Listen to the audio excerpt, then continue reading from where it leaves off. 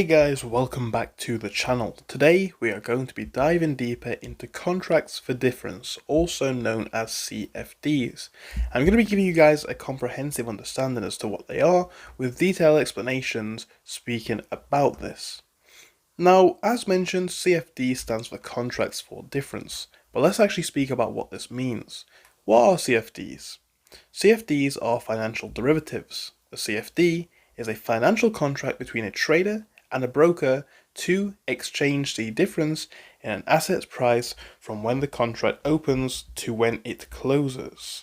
This is essentially, to a degree, speculative trading. It allows traders to speculate on the price movements of assets like stocks, commodities, and currencies without actually owning the underlying asset. As just said, there is no real ownership in CFD trading. You don't own the asset. Instead, you take a trade on its price movement, making it a derivative product. So how do CFDs work? Well, there's a few ways that they work actually. With CFDs, you can have going long. This is known as buying. If you anticipate the price moving up, if you anticipate that the price will rise, you could buy the CFD. If the price increases, you can then sell it for a profit. Then you've got going short or selling. If you anticipate that the price might fall, you can sell the CFD. If the price then decreases, you can actually make a profit as well if it goes to a lower price. Then we can talk about leverage. CFDs are leverage products, which means that you can control a larger position with a smaller amount of investment. For example, a 10-to-1 leverage ratio would imply that a $1,000 or £1,000 investment could actually allow you to control £10,000 or dollars. Now that really could be a major win or a major loss.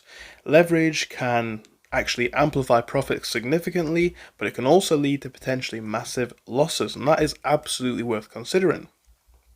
Then we've got a few key features of CFDs.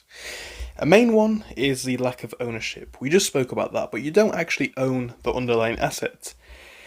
You are basically trading on the movement of its price. Then we can talk about no expiry date, as CFDs do not have an expiration date, offering flexibility in the trading duration. Then you can of course trade both ways. It gives you the opportunity to make money from rising and falling markets. And then we've got the wide market access which they can offer, offering a variety of global markets including stocks, forex, commodities, and indexes. There are risks involved. We have the risk of leverage, which is absolutely worth considering. That can absolutely magnify losses and potentially exceed your initial investment depending on where you are trading.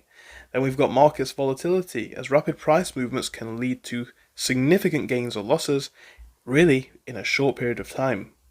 Margin calls can happen. If the market moves against your position, you might be required to add additional funds or risk essentially losing your money and having the position stopped.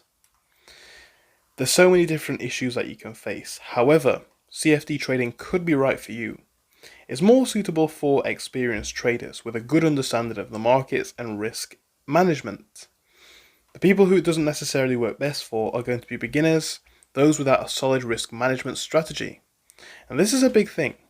Because of the potential upside, a lot of new investors end up getting invested or buying into CFDs. However, in reality, they're not likely to make that much of a profit. Now, of course, you guys can do whatever you think is right. Make your own minds up. I am not a financial advisor. But that's a brief rundown of CFDs, how they work, and what they are. Let me know what you think to this video in the comment section. Thank you for your time, and I hope I'll see you again soon. Goodbye.